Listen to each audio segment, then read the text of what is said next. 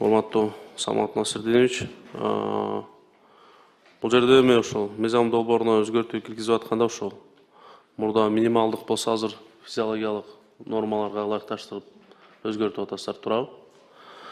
Андан кийин ошол бүгүнкү күндө көрүп атасыздар, азык түлүк жеткиликтүүлүгүн камсыздоо боюнча атайын фермерлерге колдоо болуп атат, бирок эффективдүү болбой жатат да. Себеби мына азыр мисалы жакында уже бир айдан кийин эгин башталат. А сиздердин баягы ФСК боюнча финансированиңыздар июнь айына чейин созулуп атат да. Бул деген сөз дыйкандар учурунда эгин эге албай, же болбосо эксе дагы ушул аз санда ээп туруп, ошонун баардыгы келип туруп бүгүнкү күндө ошол тамак аштын жетишсиздигине алып келет да. Бул боюнча кандай бир чечим бар сиздердечи? Урматтуу Илимбек Кубанычбекович, сиз туура белгилеп кеттиңиз.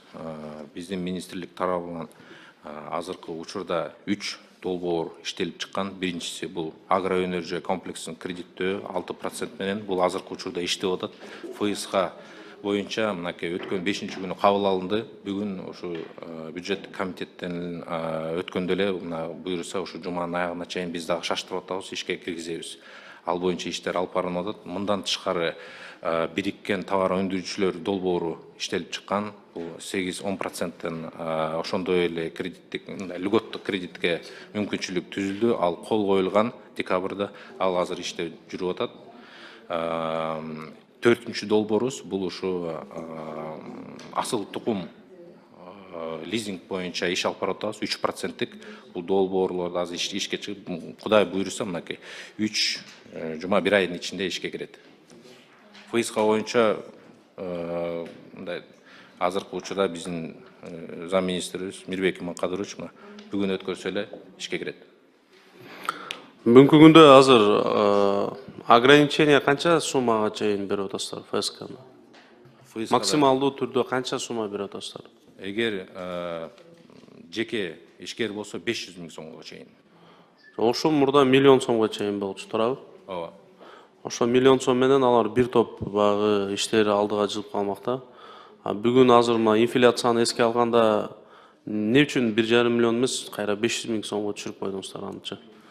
Бул жерден эми көптөгөн арыздар келип түшкөн. Бул эки банк аркылуу иш алып барабыз, Элдик банк менен Айыл банк менен. Анан көптөгөн учурда очередте, кезекте турган башка фермерлерге да жетпей калгандыгына байланыштуу ошо 500 000 сом деген сунушталды. Бирок эгер 1 миллион сомго чейин же андан көбүрөөк алам десе, агроөнержай комплексин кредиттөө долбоору менен кайрылса болот. Ал жерде 6%. Сиздерде мындай болуш керек да. Адамдын өчүттүн санына жараша биз 500 000 сомду кылып койдук дебестен, мисалы мурда 2 миллиард сом бөлүнсө, анда силер ошо жараша 3 миллиард сом сабашыңыздар керек да өкмөттөнчү. Анын чечүү жолу элдин ошо алып аткан акчасынан кыскартып коюу менен бул маселе чечилбейт да. Биз кыскарткан жокпуз. Биз 500 000 сом ограничение коюп атпайсыздар. ФСК бул бир долбоор да. Биз ошо бир долбоор ФСК, мен айтып кеткендей, экинчиси агроөнержай комплексин кредиттөө экинчи долбоор.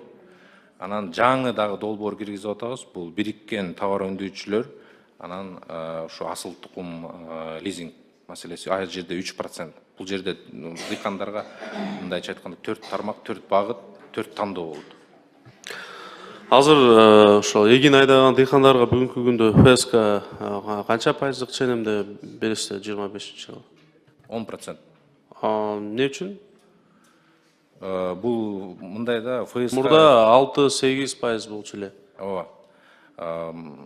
Өзүңүздөргө белгилүү болгондо, майда товар өндүрүүчүлүктө мына бизде аябай чоң тоскоолдук болуп атат.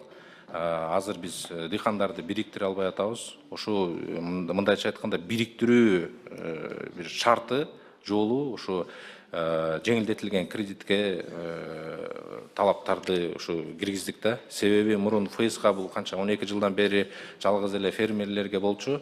Азыр эгер сен бириксең, сен 3%тик жана 6%тик кредитке доступ болот деген саясат болуп атат да.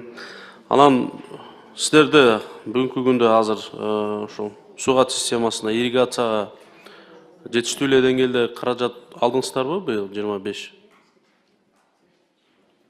Ооба, сөзсүз түрдө мына курултайда дагы 2000 суроодон эң көп ошо биздин министрликке келип түштү. 784 болуш керек эле, калп айтпасам, ошо 80% суу катышуу менен таза суу боюнча маселе көтөрүлдү. Бакыт Эргешевичтин тапшырмасы менен да биз делегаттар менен да жолугуп, ушу долбоор сугаруу системасы боюнча, анан таза суу системасы боюнча да мындай быйылкы жылы басым жасалып атат. Министерство финансов да бизди да колдоп берип атат. Жумуштар жүргүзүлүп атат. Самат Насрединович, бул эмне себептен айтып атабыз? Себеби жылдын башында бүгүн да сууга муктаждык жок. Элдер жакшы эле. Анан жаз айларында өзгөчө ошол түшүмгө кирген жай баягы бир көрүп атасыз, жылдан жылга баягы глобалдык потепление болуп атат. Ошол өзгөчө ошол түшүмгө кирип аткан убакта жыл сайын эле суу дефицит бар биздечи, туурабы? Бул көйгөйчү. Эгерде биз ошол азык түлүк коопсуздугун чынында биз баягы приоритетке кое турган болсок, анда сөзсүз суу эң биринчи орунда болуш керек да. Финансированиядан дагы, башка жагынан дагы сөзсүз түрдө ошон үчүн бул нерселерди эске алсаңыздар, өзгөчө ошол эң